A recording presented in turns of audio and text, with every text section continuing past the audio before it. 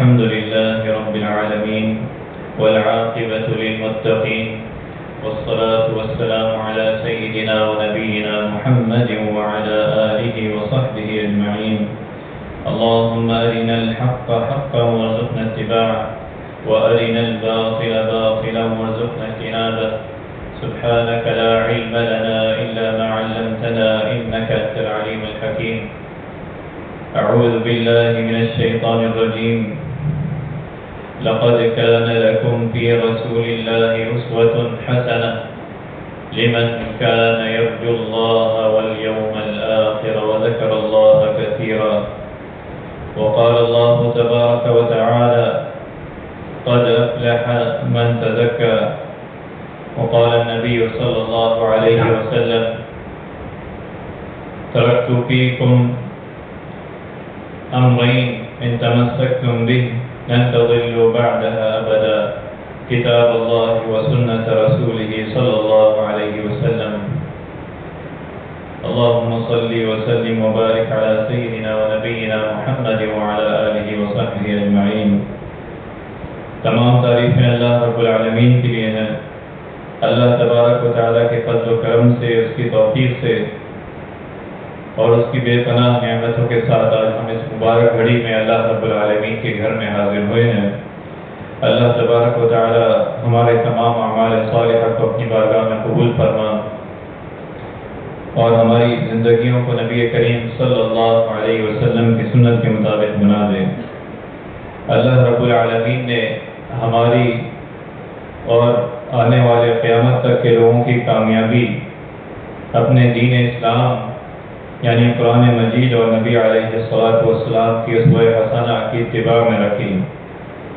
اللہم صلی وسلم وبارک علی سیدنا ونبینا محمد وعلی آلہ وصحبہ اجمعین. آپ علیہ الصلوۃ والسلام کی اسوہ حسنہ جو ہر انسان کے لیے، ہر مسلمان کے لیے مکمل ضابطہ حیات ہے، خصوصاً آپ علیہ الصلوۃ والسلام کا وہ پیغام جو اس مہینے آپ علیہ الصلوۃ والسلام نے امت کو دیا، انسانیت کو دیا، آنے والے قیامت تک کے لوگوں کے لیے وہ پیغام، وہ مکمل ضابطہ حیات ہے. اور اس پیغام کو خطبہ حجۃ الوداع کے نام سے یاد کیا جاتا ہے کہ جو آپ علیہ الصلوۃ والسلام نے حج کے موقع پر امت کو رہنمائی عطا فرمائی، اور اس رہنمائی میں اس خطبہ حجۃ الوداع میں مکمل کامیابی، مکمل رہنمائی ہے جو آپ علیہ الصلوۃ والسلام نے خطبہ حجۃ الوداع دیا حج کے موقع پر، خصوصاً عرفات کے موقع پر. تو فرمایا کہ بے شک، فرمایا آپ علیہ الصلوۃ والسلام نے کہ بے شک تمہارے خون اور تمہارے مال ایسے ہی قابل احترام ہیں جس طرح تمہارا یہ دن تمہارے اس مہینے میں اور تمہارے اس شہر میں محترم ہے کہ ایک دوسرے کے خون جو ہے وہ ناحق قتل نہ کیے جائیں. پھر فرمایا جاہلیت کے تمام امور میرے قدموں تلے دفن ہو گئے اور جاہلیت کے خون ختم ہو گئے. سب سے پہلے میں اپنے خاندان کے خونوں میں سے ابن ربیعہ بن الحارث کا خون ختم کرتا ہوں جو بنو سعد میں دودھ پیتا تھا اور اسے حذیل نے قتل کر دیا تھا. پھر فرمایا جاہلیت کے سود کا ختم ہو گیا اور سب سے پہلے میں اپنے خاندان کے سود کو ختم کرنے کا اعلان کرتا ہوں، اور وہ ہے عباس بن عبد المطلب کا سود. چنانچہ وہ پورا کا پورا ختم کر دیا گیا. پھر آپ علیہ الصلوۃ والسلام نے اس خطبہ حجۃ الوداع میں مزید فرمایا اور تم عورتوں کے متعلق اللہ سے ڈرتے رہو کیونکہ یہ تم نے انہیں اللہ کی امانت کے طور پر لیا اور تم نے اللہ کے کلمے کے ذریعے ان کی شرمگاہوں کو حلال کیا. تمہارا ان پر حق یہ ہے کہ وہ تمہارے بستروں پر کسی ایسے شخص کو نہ آنے دیں جنہیں تم ناپسند کرتے ہو تمہارے،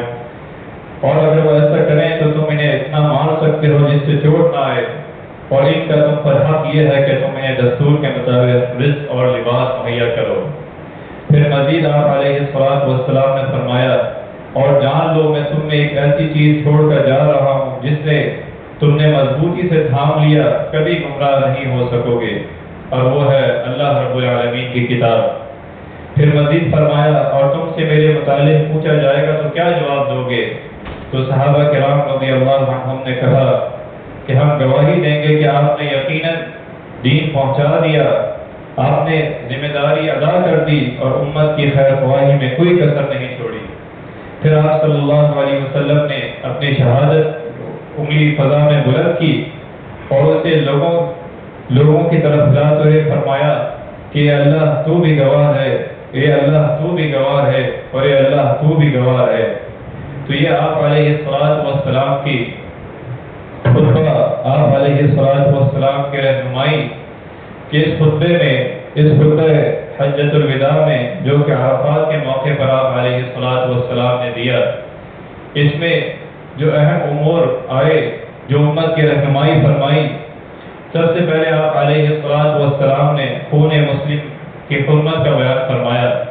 ان دماءکم واموالکم حرام علیکم کحرمت یومکم ھذا، کہ سب سے پہلے آپ علیہ السلام نے فرمایا کہ حرمت والے شہر، حرمت والے ماہ اور حرمت والے کے دن کی طرح خون مسلم کی حرمت کو قرار دیا، یعنی اسے ناحق طور پر بہانا حرام فرمایا کہ ایک مسلمان جو ہے وہ دوسرے مسلمان کا ناحق قتل نہ کرے، بلکہ اس کی جان کی، اس کے مال کی حفاظت کرتا ہے۔ مسلمان تو وہ ہے کہ جس کے ہاتھ سے، جس کے زبان سے دوسرا مسلمان محفوظ رہے، کہ اللہ رب العالمین نے فرمایا وَمَن يَقْتُلْ مُؤْمِنًا مُتَعَمِّدًا فَجَزَاؤُهُ جَهَنَّمُ خَالِدًا فِيهَا وَغَضِبَ اللَّهُ عَلَيْهِ وَلَعَنَهُ وَأَعَدَّ لَهُ عَذَابًا عَظِيمًا۔ جو کوئی کسی مومن کو قتل کرتا ہے قصداً، اس کی سزا جہنم ہے، وہ اس میں ہمیشہ رہے گا، اس پر اللہ رب العالمین کا غضب ہے اور اس پر اللہ رب العالمین کی لعنت ہے، اور اس نے اس کے لیے بڑا عذاب تیار کر رکھا ہے۔ خون مسلم کی حرمت کے بارے میں جو اللہ رب العالمین کا یہ فرمان کہ اس میں 5 سخت وعید آئی، سخت الفاظ میں اللہ رب العالمین نے وعیدیں سنائی کہ اگر کوئی مسلمان ایسا کرتا ہے، پہلے یہ کہ اس کی سزا جہنم ہے، پھر فرمایا وہ اس میں ہمیشہ رہے گا، پھر فرمایا اللہ رب العالمین کا غضب ہوگا، پھر فرمایا کہ وہ اللہ رب العالمین کی لعنت کا، پھٹکار کا مستحق ہے، اور 5 یہ چیز بیان فرمائی کہ وہ اللہ رب العالمین نے اس کے لیے بڑا عذاب تیار کر رکھا ہے۔ تو یہ 5 چیزیں اللہ رب العالمین کی طرف سے اس چیز کو ظاہر کرتی ہیں کہ یہ سخت وعید ہے، یہ سخت الفاظ میں اللہ رب العالمین نے رہنمائی فرمائی، جو کہ آپ علیہ السلام نے خطبہ حجۃ الوداع کے موقع پہ فرمایا۔ اسی طرح فرمایا کوئی مسلمان جو اس بات کی گواہی دیتا ہو کہ اللہ تعالیٰ کے سوا کوئی معبود نہیں اور میں اللہ رب العالمین کا رسول ہوں، میں اللہ رب العالمین کا رسول ہوں، اس کا خون حلال نہیں، سوائے 3 ایسے موقع پر کہ ایک شخص کو قتل کیا جا سکتا ہے، 3 اس پر جرم پر، ایک یہ کہ وہ شادی شدہ زانی ہو، دوسرا قاتل ہو، اور تیسرا دین اسلام کو چھوڑنے والا، وہ جماعت سے الگ ہونے والا ہو۔ ان کے علاوہ سخت الفاظ میں اللہ رب العالمین نے اور نبی علیہ السلام نے فرمایا کہ وہ ناحق قتل کرنا، فرمایا لَزَوَالُ الدُّنْيَا أَهْوَنُ عَلَى اللَّهِ مِنْ قَتْلِ مُؤْمِنٍ بِغَيْرِ حَقٍ، کہ دنیا کا خاتمہ کسی مومن کے ناجائز قتل سے اللہ تعالیٰ پر زیادہ ہلکا ہے، کہ اللہ رب العالمین نے اس دنیا کو اور اس انسان کو بنایا اور اس میں بندہ مومن کی زندگی اور اس کی جان اور مال اتنی قیمتی اللہ رب العالمین نے بیان فرمائی، تو یہ سب ناپسندیدہ ہے جو آپ علیہ السلام نے خطبہ حجۃ الوداع کے موقع پر رہنمائی دی، بلکہ دین اسلام اور نبی علیہ السلام کی اسوہ حسنہ رحمت للعالمین، نہ کہ مسلمان بلکہ انسانیت، جانور، ہر طرح کی مخلوق کی آپ علیہ السلام کی اس کی حرمت بیان فرمائے، اس کے حقوق بیان فرمائے، پرندوں کے جن کی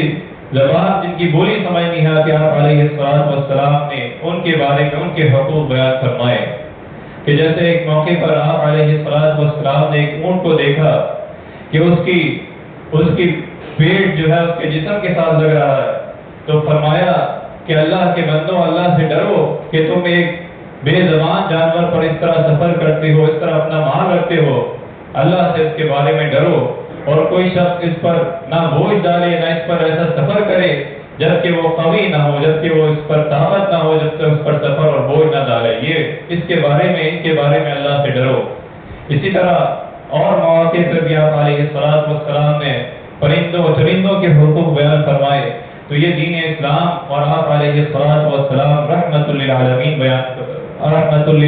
بن کر آئے۔ پھر فرمایا مال حرمت کے بارے میں، دوسری چیز اس خطبہ حجۃ الوداع کے موقع پر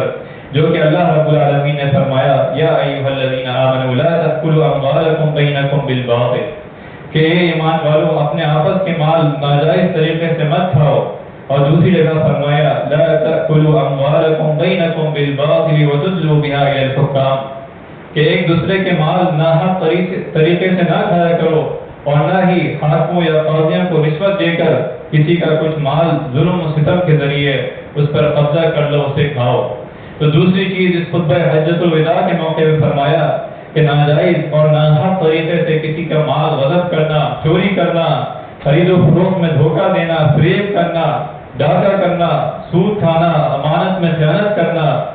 اور حرام چیزوں کی تجارت کرنا، یہ ساری چیزیں جو ہے وہ مال مسلم کی حرمت میں آتی ہیں۔ وہ ان چیزوں سے مال غصب کرے، اس بارے میں آپ علیہ السلام نے سختی سے منع فرمایا۔ اور فرمایا جو آدمی جھوٹی قسم اٹھا کر اس کے ذریعے کسی مسلمان کے مال پر قبضہ کر لے تو اللہ تعالیٰ کو اس حال میں ملے گا کہ وہ اس سے سخت ناراض ہوگا، کہ اگر وہ جھوٹی قسم کھائے اور اس کا مال غصب کر لے تو اللہ رب العالمین اس سے سخت ناراض ہوگا۔ پھر تیسری چیز آپ علیہ السلام نے فرمایا کہ امور جاہلیت کا خاتمہ، کہ فرمایا ان تمام امور کا خاتمہ کا اعلان فرماتا ہوں جو کہ آپ علیہ السلام کی بعثت سے پہلے لوگوں میں رائج تھے، جاہلیت کے امور، فرمایا یہ سارے امور جو ہیں وہ ختم ہوتے ہیں۔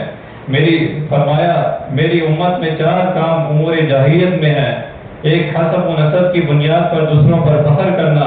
اور دوسرا کسی کے نسب میں تان دینا اور ستاروں کے ذریعے بارش طلب کرنا، اور چوتھا میت پر ماتم کرنا۔ کہ امور جاہلیت کی تمام چیزوں کا آپ علیہ السلام نے اس موقع پر خطبہ حجۃ الوداع کے موقع پر فرمایا کہ وہ ساری چیزیں جو ہے ختم کی جاتی ہیں، چاہے وہ عورتوں کو اور بچیوں کو زندہ دفن کرنا ہو، عورتوں کو حقوق نہ دینا ہو، وہ ساری چیزیں آپ علیہ السلام نے ختم فرمائی۔ پھر فرمایا جاہلیت کے خون ختم ہوتے ہیں، اس موقع پر آپ علیہ السلام نے جاہلیت کے خون ختم فرمائے۔ یعنی اگر جاہلیت میں کسی نے کسی کو قتل کیا تھا تو اب اس سے قصاص نہیں لیا جائے گا، کہ جاہلیت کے دور میں لوگ پشتے اس کے قصاص لیتی تھی، نسلیں سال ہر سال خون کا بدلہ لینے کے لیے جنگیں چلتی رہتی تھی، تو آپ علیہ السلام نے اس کے ختم فرمایا، یہ جاہلیت کے رواج کو اور اس کو ختم فرمایا۔ پھر اسی طرح ایک اور چیز سود کے خاتمے کا اعلان فرمایا کہ جاہلیت کے سود کو بھی ختم فرما دیا، اور فرمایا کہ جو اس طرح کرتا ہے اس پر اللہ رب العالمین کی سخت ناراضگی ہے۔ فرمایا جاہلیت میں جب ایک مالدار کسی کو قرض دیتا تو سود کے ساتھ دیتا، پھر جب قرضہ لینے والا مدت مقررہ تک واپس نہ ادا کرتا تو قرضہ دینے والا مدت بڑھا دیتا اور اس کے ساتھ سود کی مقدار میں اضافہ کر لیتا اور رقم جو ہے اس پر اضافہ کر لیتا۔ تو یہ اللہ رب العالمین کا فرمان کہ اے ایمان والو تم بڑھا چڑھا کر سود نہ کھاؤ اور اللہ تبارک و تعالیٰ سے ڈرو تاکہ تم کامیابی حاصل کر سکو۔ اور اسی طرح فرمایا اللہ رب العالمین نے کہ اگر تم سچے مومن ہو تو جو سود باقی رہ گیا ہے اسے چھوڑ دو، یا ایھا الذین آمنوا اتقوا اللہ وذروا ما بقی من الربا ان کنتم مؤمنین۔ اور اگر تم ایسا نہیں کرو گے تو اللہ رب العالمین اور اس کے رسول صلی اللہ علیہ وسلم سے جنگ کرنے کے لیے تیار ہو جاؤ، اور اگر یہ کر لو تو تمہارا اصل مال تمہارا ہے، نہ تم پر ظلم کیا جائے گا اور نہ تم ظلم کرو نہ تم پر ظلم کیا جائے گا۔ تو آپ علیہ السلام نے اور اللہ رب العالمین نے اس کی سخت ممانعت فرمائی، جو خطبہ حجۃ الوداع میں آپ علیہ السلام نے فرمایا۔ بلکہ ان سخت الفاظ میں آپ علیہ السلام نے فرمایا کہ الربا 70 حوبا ایسرهما ان ينكح الرجل امه، کہ سود میں 70 گناہ ہیں اور اس کا سب سے ہلکا گناہ ایسا ہے جیسے کوئی آدمی اپنی ماں سے نکاح کر لے، نعوذ باللہ۔ تو یہ آپ علیہ السلام کی اسوہ حسنہ۔ اور پھر فرمایا عملی نمونہ اس خطبہ حجۃ الوداع کے موقع پر آپ علیہ السلام نے جہاں جاہلیت کے خونوں کا بدلہ معاف فرمایا، جہاں سود کو باطل قرار دیا، اسے ختم کر دیا، تو یہ آپ علیہ السلام نے سب سے پہلے اپنے ذات سے اس کا اعلان فرمایا، عملی نمونہ پیش کیا کہ یہ ہمارے معاشرے کے لیے، ہمارے تمام افراد کے لیے، ایک بندہ مومن کے لیے، کہ وہ سب سے پہلے جب اس کے پاس اللہ رب العالمین کا حکم آ جائے، نبی علیہ السلام کی تعلیم آ جائے، تو وہ سب سے پہلے خود اس پر عمل کرے، دوسروں تک اس کی بات کو پہنچائے۔ پھر ساتویں چیز یہ بتا آپ علیہ السلام نے عورتوں کے حقوق کے بارے میں فرمایا کہ ایک کے بارے میں اللہ سے ڈرتے رہو کہ یہ اللہ رب العالمین کے، اللہ تبارک و تعالیٰ کے کلمے کے ذریعے تم نے ان کو حاصل کیا، ان کے بارے میں ان کے حقوق ادا کرو۔ دور جاہلیت میں جس طرح عورت کو تذلیل کیا جاتا تھا اس کا خاتمہ فرمایا، اور عورتوں کے بارے میں نبی کریم صلی اللہ علیہ وسلم نے فرمایا کہ تم عورتوں کے متعلق اچھا سلوک کی میری وصیت قبول کرو، کیونکہ عورت جو ہے وہ پسلی سے پیدا کی گئی ہے، اور پسلی کا سب سے ٹیڑھا حصہ اس کے اوپر والا حصہ ہے، اگر اسے سیدھا کرنا چاہیں گے تو اسے توڑ ڈالیں گے، اور اگر اسے چھوڑ دیں گے تو اس کا ٹیڑھا پن قائم رہے گا، لہذا تم اس سے اچھا برتاؤ کرو۔ وَعَاشِرُوهُنَّ بِالْمَعْرُوفِ فَإِنْ كَرِهْتُمُوهُنَّ فَعَسَىٰ أَن تَكْرَهُوا شَيْئًا وَيَجْعَلَ اللَّهُ فِيهِ خَيْرًا كَثِيرًا۔ خاوند بیوی دونوں کے ایک دوسرے پر حقوق نبی علیہ السلام نے رہنمائی فرمائی کہ بیوی کے کیا حقوق ہیں اور خاوند کے کیا حقوق ہیں، وہ کس طرح اچھے طریقے سے، اچھے اس سے عورتوں کے ساتھ، اپنی بیوی کے ساتھ، اپنے اہل و عیال کے ساتھ اچھا برتاؤ کرے۔